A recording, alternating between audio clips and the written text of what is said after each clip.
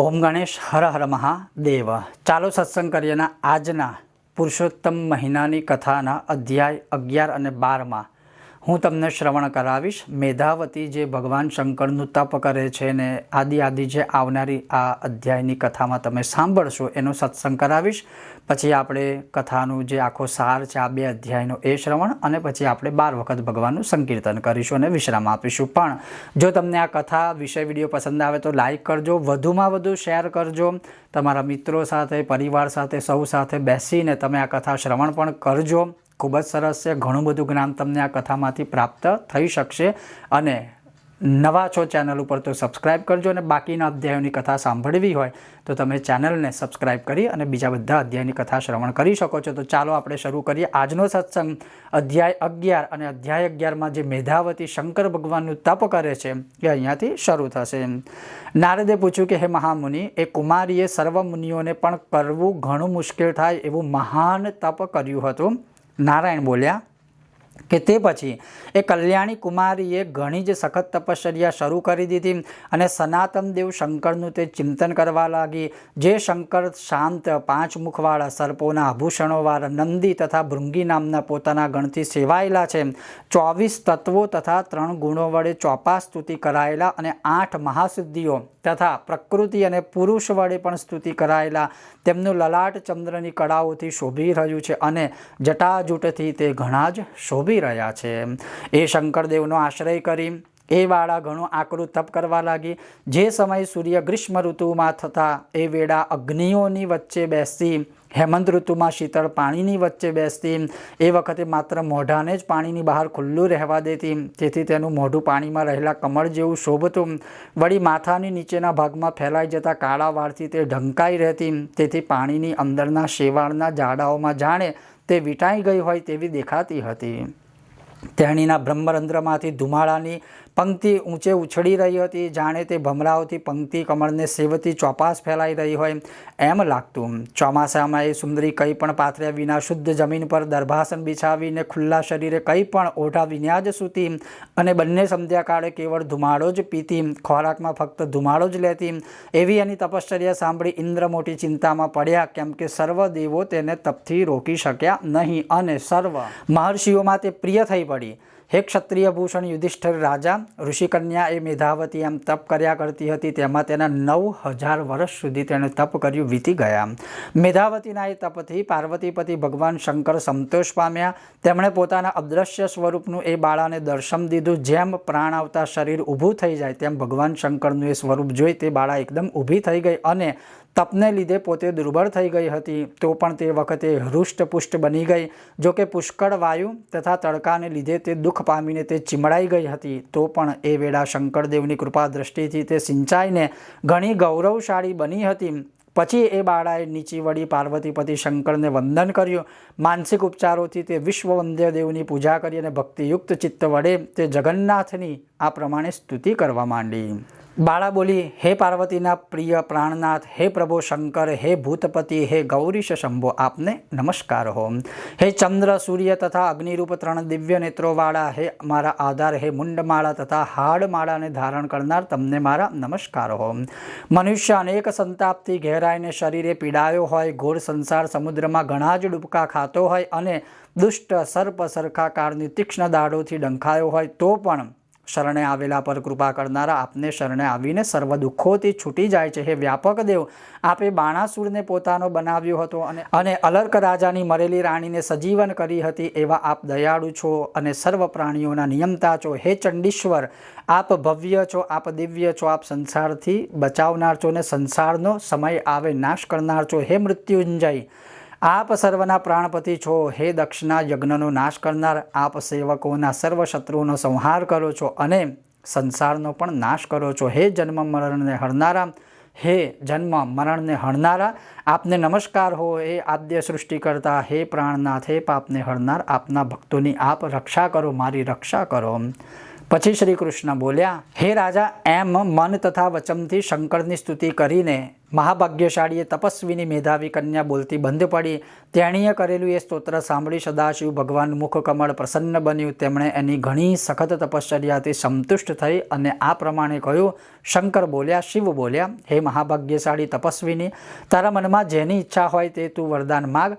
તારું કલ્યાણ થાવ, હું તારા ઉપર પ્રસન્ન થયો છું, હું તને વરદાન આપીશ. ત્યારે મેધાવતી બોલી, હે રાજન, શંકરનું એ વચન સાંભળી કુમારી મેધાવતી અતિશય ખુશ થઈ ગઈ, આનંદમાં મગ્ન બની. તેણીએ અતિશય પ્રસન્ન થયેલા સદાશિવને આ પ્રમાણે કહ્યું, પતિ માટે પ્રાર્થના કરી આપ ધ્યાનથી શ્રવણ કરજો. બાળા બોલી, હે દીનનાથ, હે દયાના સાગર, જો આપ મારા પર પ્રસન્ન થયા છો તો મારા મનમાં જેની ઈચ્છા છે તે આપ આપો.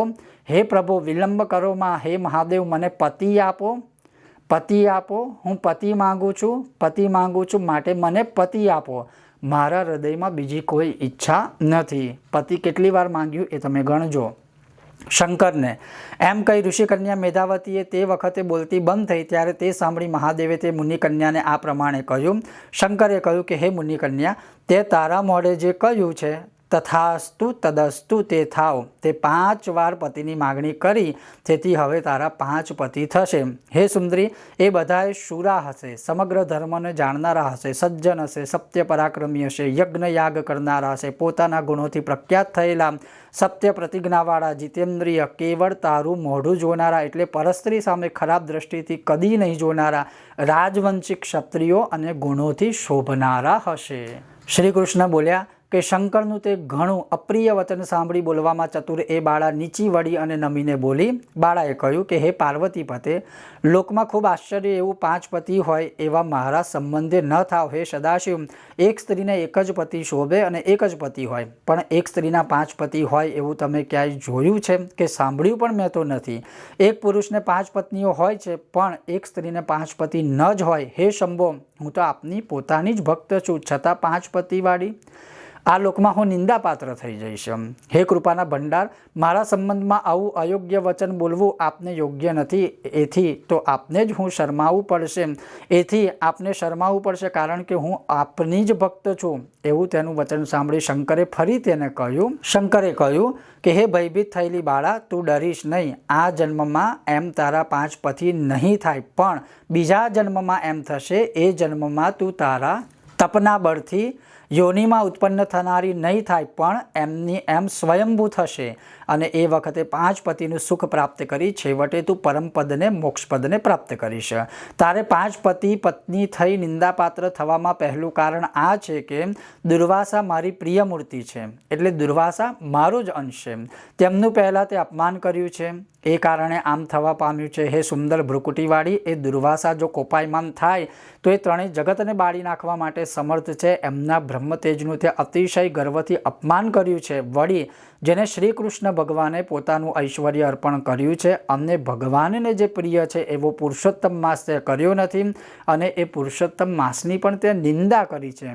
હે બાળા, હું બ્રહ્માદિ દેવો તથા નારદ આદિ તપસ્વીઓ પણ જેમની આજ્ઞા માનીએ છીએ, તેમની આજ્ઞાઓ કોણ અનાદર કરી શકે? હે મૂઢ બ્રાહ્મણ પુત્રી, લોકમાં પૂજાયેલા એ પુરુષોત્તમ માસની તે પૂજા કરી નથી. એ કારણથી તારા 5 પતિ થશે. પુરુષોત્તમ માસનું તે ખંડન કરેલ છે, તેથી એમાં કોઈ ફેરફાર થવાનો નથી. આ શ્રાપ કે આ વરદાન ક્યારેય પાછું ફરવાનું નથી. જે મનુષ્ય એ પુરુષોત્તમ માસની નિંદા કરે છે અને તે અતિ ઘોર રૌરવ નામના નરકમાં જાય છે અને તેનું બધુંય વિપરીત જ થાય છે, બધું બગડે છે, એમાં કદી ફેર પડતો નથી. જે લોકો પુરુષોત્તમ માસના ભક્ત છે તેઓ પુત્ર પૌત્ર તથા ધનથી યુક્ત થઈ આ લોકની તથા પરલોકની સિદ્ધિઓ પામ્યા છે અને પામે છે અને પામશે જ. અમે બધા દેવો પણ પુરુષોત્તમ માસને બરાબર સેવીએ છીએ. જેનું સારી રીતે સેવન કર્યું હોય તો પુરુષોત્તમ ભગવાન જલ્દી પ્રસન્ન થાય. હે સુંદર મધ્ય ભાગવાળી, એ પુરુષોત્તમ માસ સેવવા યોગ્ય છે.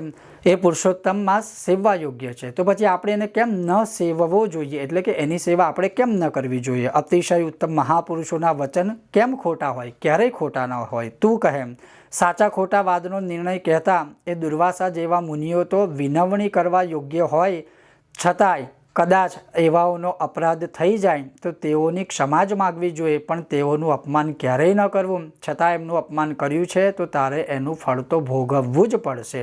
એમ બોલતા નીલકંઠ શંકર તરત જ અદૃશ્ય થઈ ગયા અને સાથે સાથે એ કહેવા લાગ્યા કે તે મારી પાસે 5 વખત પતિનું વરદાન માગ્યું છે અને તે જે માગ્યું છે એ જ મેં તને આપ્યું છે, પણ તે જે પામ્યું છે, જે પ્રાપ્ત કર્યું છે એ તે આ નિંદાથી, અપમાનથી પ્રાપ્ત કર્યું છે. પછી ભગવાન અદૃશ્ય થઈ ગયા. પછી સૂતજી બોલ્યા કે હે મુનીશ્વરો, જેમનો લલાટ પ્રદેશ ચંદ્રની કળાની નિશાનીવાળો છે એવા સદાશિવ શંકર ઈશાન દિશામાં જઈ રહ્યા હતા ત્યારે મુનિરાજની કન્યા મેધાવતીને જેમ બ્રહ્મહત્યા ઇન્દ્રને દુઃખી કર્યો હતો તેમ ચિંતાએ તે દુઃખી કરવા લાગી. એ ધીમે ધીમે પછી દુઃખી થવા લાગી. શ્રી બ્રહ્મનારદીય પુરાણે પુરુષોત્તમ માસ માહાત્મ્ય શિવવાક્યમ નામ એકાદશોધ્યાય સંપૂર્ણમ શ્રી પુરુષોત્તમ ભગવાનની જય. હવે અધ્યાય 12મો. જે મેધાવતી હતી પૂર્વજન્મમાં એ આવનારા જન્મમાં એટલે કે વર્તમાન જે કથાના પ્રમાણે જન્મ છે એમાં એ દ્રૌપદી કેવી રીતે થાય છે એની કથા છે. નારદે કહ્યું કે હે નાથ, શંકર તો આ રીતે શ્રાપ અથવા વરદાન આપીને ગયા. પછી એ બાળાને શોક થયો. પછી આગળ નારાયણ શું કહે છે? નારાયણ બોલ્યા કે આ પ્રમાણે પૂર્વે યુધિષ્ઠિર રાજાએ શ્રી કૃષ્ણને પૂછ્યું હતું. એ વખતે એમણે રાજા યુધિષ્ઠિરને જે કહ્યું હતું એ હવે તમે શ્રવણ કરો. શ્રી કૃષ્ણ બોલ્યા, હે રાજન, શંકર એ રીતે ગયા ત્યારે પાતળા પેટવાળી એ બાળા કાંતિ વિનાની ઝાંખી થઈ ગઈ. ઉપરા ઉપરી નિશાસા નાખવા લાગી, ભયભીત બની અને આંખોમાંથી એને અશ્રુ સરવા લાગ્યા. એ તપસ્વીની કુમારીના હૃદયમાં શોકરૂપી અગ્નિની જ્વાળા ભભૂકી રહી હતી. તેનું શરીર બળવા લાગ્યું. દાવા નળથી જેના પાંદડા બળી ગયા હોય તેવી વેલડીના જેવી તે જણાવા લાગી. એમ દુઃખ થયા, ઈર્ષાને તે પ્રાપ્ત થઈ ગઈ અને એ જ સ્થિતિમાં એનો ઘણો કાળ વીતી ગયો. પછી જેમ સર્પ ઉંદરના દરમાં પેસી જઈ તેને દબાવી દે તેમ મહાસમર્થ મૃત્યુએ કાળે એકાએક તાપસી પાસે આવી પહોંચી તેને દબાવી દીધી અને એ બળવાન કાળે એ બિચારીને પોતાને વશમાં કરી લીધી. જેમ વર્ષા ઋતુમાં વાદળથી છવાયેલા આકાશમાં વીજળી નાશ પામે તેમ તપથી જેના પાપ બળી ગયા હોય એવી રીતે મેધાવતી પોતાના આશ્રમમાં નાશ પામી. તે જ વખતે ધર્મિષ્ઠ રાજા યજ્ઞસેને મોટી સામગ્રીઓથી ભરપૂર ઉત્તમ યજ્ઞ શરૂ કર્યો હતો. તેમના યજ્ઞકુંડમાંથી સોના જેવી કાંતિવાળી જે કુમારી જન્મી હતી તે જ આ મેધાવતી દ્રુપદ રાજાની પુત્રી દ્રૌપદીના નામે સર્વલોકોમાં પ્રખ્યાત થઈ. હે રાજન, એમ પૂર્વે ઋષિકન્યા જે મેધાવતી હતી તે જ આ સર્વલોકમાં હાલ દ્રૌપદી નામે પ્રસિદ્ધ થઈ છે. સ્વયંવરમાં અર્જુને મત્સ્યવેદ કર્યો ત્યારે રાજાઓનો સમુદાય ખળભળી ઉઠ્યો હતો. તે વખતે સર્વ રાજાઓને તથા ભીષ્મ, કર્ણ આદિ ઘણાઓને તણખલા જેવા તુચ્છ કરી અર્જુને જેને મેળવી હતી તે જ આ પાંચાલી દ્રૌપદી છે. તે જ આ દ્રૌપદી ભર સભામાં દુષ્ટ દુશાસનની કેશ ગ્રહણ પામી હતી અને સુંદર વર્ણવાળી આ દ્રૌપદીને તે વેળા કાનને શૂર જેવા દુઃખદાયી વચનો દુશાસને સંભળાવ્યા હતા. હે રાજન, પૂર્વજન્મમાં તેણે પુરુષોત્તમ માસનું અપમાન કર્યું હતું. જે શબ્દોથી દુર્વાસાનું અપમાન કર્યું હતું, જે શબ્દોથી અધિક માસ એટલે પુરુષોત્તમ માસનું અપમાન કર્યું હતું તે જ બેદરકારી કરી હતી અને એ જ શબ્દો એને એ જન્મમાં બધા સાંભળવા પડ્યા. પછી જ્યારે મારા પર તેણે સ્નેહ કર્યો અને વારંવાર મારા નામોનો આમ ઉચ્ચાર કરવા માંડ્યો કે હે દામોદર, હે દયાના સાગર, હે કૃષ્ણ, ઓ કૃષ્ણ, હે જગતના પતિ, હે નાથ, હે લક્ષ્મીના પતિ, હે કેશવ, હે ક્લેશોનો નાશ કરનાર, મારે માતા નથી, પિતા નથી, ભાઈઓ નથી, બહેનપણીઓ નથી, બહેન નથી, ભાણેજ નથી, કુટુંબી નથી, કોઈ પ્રેમ પાત્ર નથી કે પ્રાણનાથ પણ નથી. હે ઇન્દ્રિયોના નિયમતા, મારે તો બધું આપ જ છો. હે ગોવિંદ, હે ગોપિકાઓના નાથ, હે દિનબંધુ, હે દયાના ભંડાર, હે પ્રભો, દુશાસનને દુઃખી કરેલી મને શું આપ નથી જાણતા? દુશાસને દ્રૌપદીને દુઃખી કરી ત્યારે પ્રથમ મેં તેને જો કે વિચારી હતી, વિસારી હતી, તો પણ પાછળથી તે મને યાદ આવી. એટલે જ હે રાજમ, તરત ગરુડ પર ચડી ત્યાં આવી બાજુ પર ઊભેલા મેં જ આ દ્રૌપદીને અનેક વસ્ત્રો પૂર્યા હતા અને મારા પર સદા સ્નેહ કરનારી, મને જ પ્રાણ ગણનારી અને મારા પરાયણ રહેલી આ દ્રૌપદી મને પ્રાણ સરખી ઘણી જ વહાલી છે અને આ સતી મારી સખી છે. તો પણ એણે પૂર્વજન્મમાં પુરુષોત્તમ માસનું જે અપમાન કર્યું હતું તેથી મેં તેની બેદરકારી કરી હતી. પુરુષોત્તમ માસનો તિરસ્કાર કરનારાને હું દુઃખમાં તથા નરકમાં જ પડાવું છું કે પાડું છું. કારણ કે એ પુરુષોત્તમ માસ તો મુનિઓ તથા દેવોને પણ સર્વ પ્રકારે દુર્લભ છે, સેવવા યોગ્ય છે. તો પછી મનુષ્યને તો એ સેવવા લાયક હોય જ, એમાં શું કહેવાનું હોય. એ પુરુષોત્તમ માસ સર્વ પુરુષાર્થ રૂપ ફળ આપનારો છે. માટે તમે એ આવતા પુરુષોત્તમ માસનું સેવન કરજો, જેથી 14 વર્ષ પૂરા થતાં તમારું સંપૂર્ણ કલ્યાણ થશે. હે પાંડુપુત્ર રાજા, જે લોકોએ આ દ્રૌપદીનો ખેંચાતો ચોટલો જોયો છે તેઓની સ્ત્રીઓના વાળને હું રોષથી મુંડાવીશ. દુર્યોધન વગેરે સર્વ રાજાઓને હું યમલોકમાં પહોંચાડીશ. ત્યારે સર્વ શત્રુઓનો નાશ કરી તમે રાજા થશો. મને મારા ભક્તો જેવા પ્રિય છે તેવી તો ક્ષીરસાગરની પુત્રી લક્ષ્મી પણ પ્રિય નથી, બળદેવજી પણ પ્રિય નથી, દેવકી દેવી પ્રદ્યુમ્ન કે સાત્યકી પણ મને પ્રિય નથી.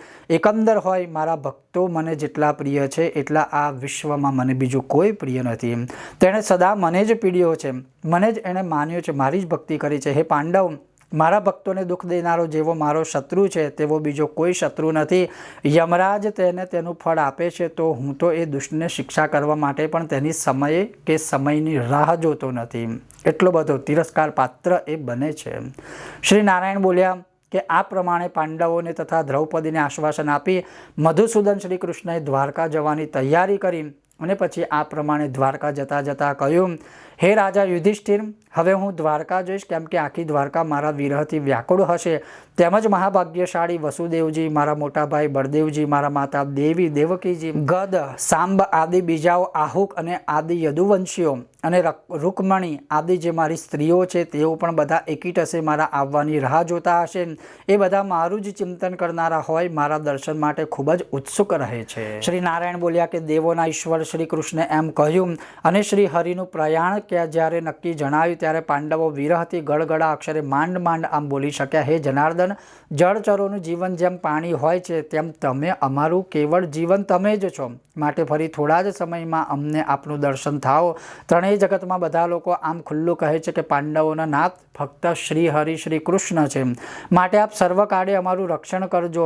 હે જગદીશ્વર, આપ અમને ભૂલશો નહીં. અમે બધા આપના જ છીએ અને તમે અમારા છો. અમારા ચિત્તરૂપી ભ્રમરાને આપનું ચરણ કમળ જ જીવનરૂપ છે. અમે વારંવાર આ જ પ્રાર્થના કરીએ છીએ, અમને આપનો જ આશ્રય રહો. એમ વારંવાર પાંડવો કહી રહ્યા હતા ત્યારે યદુવંશી શ્રી કૃષ્ણ તેમના પ્રેમથી તરબોળ થઈ ધીમે ધીમે રથ પર ચડ્યા અને તે વખતે પાંડવો પોતાની પાછળ આવતા હતા. તેમને પાછા વળી પોતે તે દ્વારિકા ગયા. શ્રી નારાયણ બોલ્યા કે એ રીતે દ્વારકાનાથ શ્રી કૃષ્ણ દ્વારકા પધાર્યા તે પછી નાના ભાઈઓની સાથે યુધિષ્ઠિર પણ તેમના વિરહથી ઘણું દુઃખ પામતા તીર્થાટન કરવા લાગ્યા. હે બ્રાહ્મણ નારદ, શ્રી ભગવાનને પ્રિય પુરુષોત્તમ માસ તેમનું મન લાગી ગયું હતું. પુરુષોત્તમ મહિનામાં તેમનું મન લાગી ગયું હતું. તેથી શ્રી કૃષ્ણના વચનને યાદ કરતા યુધિષ્ઠિર રાજાએ પોતાના નાના ભાઈઓને તથા દ્રૌપદીને કહ્યું હતું કે અહો, અત્યંત શ્રેષ્ઠ પુરુષોત્તમ માસનું મહાત્મ્ય તમે સાંભળ્યું ને?